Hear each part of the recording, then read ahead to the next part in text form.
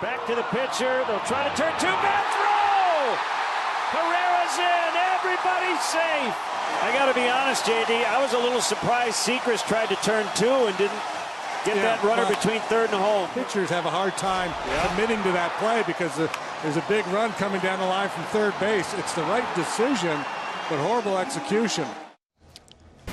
All right, well, after seeing that play, let's go to Studio 42, our shrunken version of a Major League Baseball park, for a small ball diamond demo presented by Marvel's Ant-Man in theaters July 17th. We go to John Smoltz and Ryan Dempster. Guys?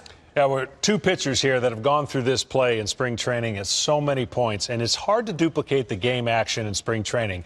You're taught as a pitcher what to do and how to do this. We're going to look at this video again, and we're going to see what Kevin Seacrest was looking at when he was in this game action. First and third, tie game, and all of a sudden, you've got to start thinking about what-if scenarios. If the ball's hit to me, what am I going to do? Who's running? And right here, he loses a couple things. This is the live version of it. I'm going to show 3 different points that I think he did wrong in a fast game that we can't slow down all the time. First thing is, you're taught to know who you're throwing to. There's confusion. See the space of the shortstop? It's a long place to get to. He sees the second baseman. That could have had some problem in his vision. And then instead of throwing it over the bag, he tries to lead Peralta, and that leads to an error. Here's the other problem. He's got the tie game, never looks at the runner. So the guy at third is told to go home and stay out of the double play. He thinks he can turn 2. 3 mistakes in one play led to a run. The Cubs go on to win. So what I'm going to ask you, Ryan, is when you're pitching, certain things that we're taught is the hardest thing to do is to throw exactly to the bag. So I'm going to ask you to be the shortstop. Well, I'm going to do this right-handed, okay? And as a pitcher, 2 things. When you deliver the ball, you come off the mound. Okay? Unlike any other position player, when you field the ball, you are now back on the mound throwing uphill.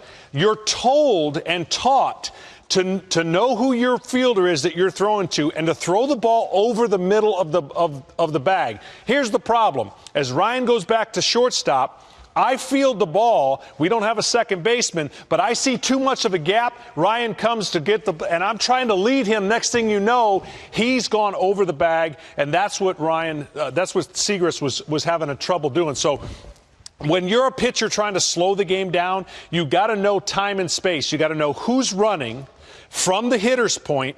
You got to know third base. You got to be able to get the ball and check and see what he's doing, because at this point the game is tied. And I know that we've done this so many times in spring training, but it is so difficult to explain to the casual fan when you're in the moment to get that ball. Some guys can do it athletically, but I think there was a problem with the second baseman that might have caused Seacrest an opportunity to lose focus on throwing the ball over the bag. Yeah, I think just exactly what you said.